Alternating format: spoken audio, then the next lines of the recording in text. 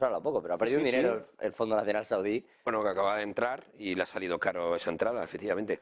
Bueno, una apuesta del Banco Nacional Saudí, además, para tener como una sede subsidiaria de gestión de riqueza en Suiza, y le ha salido mal. Pensaban, yo creo que lo iban a rescatar, ¿no? Porque en estas declaraciones, en ese Absolutely Not, dicen que se tiene que ocupar el Banco Nacional Suizo también y que son los reguladores quienes deben dar respuesta a lo que estaba ocurriendo con esa salida de depósitos en Credit Suisse. Lo dicen así, que no es un problema de los accionistas, sino de los reguladores. O sea, yo creo que pensaban que esto se iba a rescatar y que no iba a ser tal el problema. La realidad siempre es que cuando hay un problema en un banco, el Banco Central de turno piensa esa misma noche cuál es la mejor opción.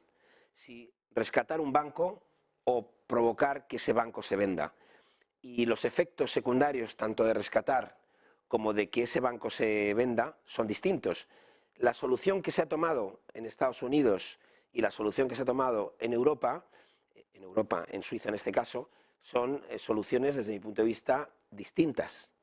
Pero hay que tener en cuenta que, por ejemplo, en el caso suizo, esas AT1s, esos cocos que había, han perdido, pues me parece que son 17.600 millones de euros, que además, tal y como estaba firmado, estaba por encima de la cotización de la acción, que es lo que ha permitido que tú puedas vender el banco a alguien, que en este caso ha sido UBS, Unión de Bancos Suizos, que a su vez ha sido maltratado en bolsa. Es decir, pero en el caso de Silicon Valley Bank, yo veo también una actitud por parte de la Fed un poco distinta. Algunos analistas señalan que había, digamos, una especie de vendetta entre la Fed con respecto a quienes estaban promoviendo el uso de monedas digitales alternativas al euro digital que la Fed estaba desarrollando. Entonces, ha llamado mucho la atención que el lugar por el que sangra el Silicon Valley Bank es por un tema de bonos,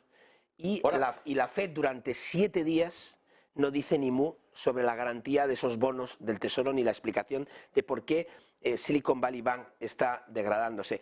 Y quizás no lo veamos ahora, pero sí en el medio plazo veremos algunas reflexiones por parte de dirigentes de la Fed que están desarrollando esa moneda digital del Banco Central de la Fed.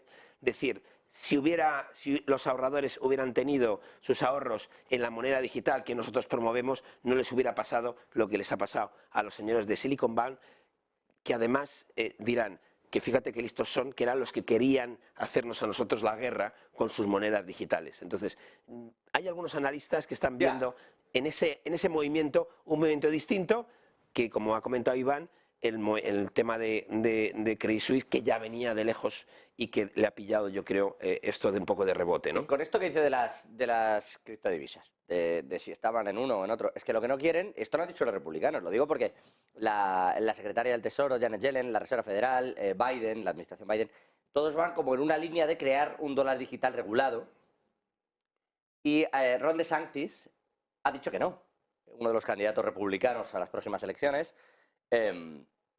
Ha dicho que esto es perder libertad por parte del ciudadano norteamericano, que lo que se busca con las divisas digitales es salir de esa especie de regulación exigente y tener tu dinero, y que sea tu dinero, es decir, no depender de que el banco te autorice o no a usar tu dinero. Sin duda, porque es que la tecnología actual que se está aplicando en el yuan digital permite que esa moneda digital del Banco Central, que es programable, te permite, desde el Banco Central, decir cuándo te caduca y en qué te lo puedes gastar, además de hacerte una trazabilidad de dónde te lo estás gastando. Entonces, eso, sin duda, pierdes libertad financiera. Y eso es un debate que ahora mismo seguramente lo vamos a ver en el futuro no muy lejano en la sociedad americana y también en la europea, porque es verdad que, por ejemplo, en el caso del euro digital, el regulador dice, no, yo no voy a programar la moneda, pero técnicamente se puede programar, efectivamente. Claro. También nos dijeron en pandemia que no íbamos a tener que estar en casa, y al final estuvimos en casa. Entonces, yo creo que la pandemia nos ha demostrado que el gobierno, el Estado, es capaz de tomar decisiones sobre tu libertad personal, tanto en China como en Europa como en Estados Unidos. Y eso es muy importante que lo tengamos presente cuando estamos hablando de la moneda digital de los bancos centrales. No, pero y pueden ir más allá, si me permiten. Veía hace no poquito, creo que era en la provincia de Guangdong, un vídeo en el que hay una cámara y entonces tú llegas con tu móvil y tu moneda digital, ¿no? O sea, haces un cambio y tienes digitalmente N cosas, ¿no? Entonces tú llegabas allí y pones la bandeja debajo de una cámara, analiza lo que tienes en la bandeja y te lo cobra. Esto que es como una facilidad de fíjate qué bien, ¿no? Qué rápido y qué fácil y nos ahorramos un montón de cosas. Pasan dos cosas en esto. Uno, estáis controlando lo que me como y lo que no. Sí, sí. Sí, sí. Y Perdona, dos, y lo que me lees. estáis obligando a hacerlo en vuestra moneda. Escucha, y lo que lees, y dónde vas, Ya, pero y a que qué ya hora, directamente y con quién. Pero que es una cosa ¿qué ventajas la divisa digital? Cuidado con las regulaciones. De hecho, el Banco Central Europeo arrojaba esta duda también se está estudiando qué hacer porque dudan que quienes tienen divisa digital quieran hacerlo en euro. Claro.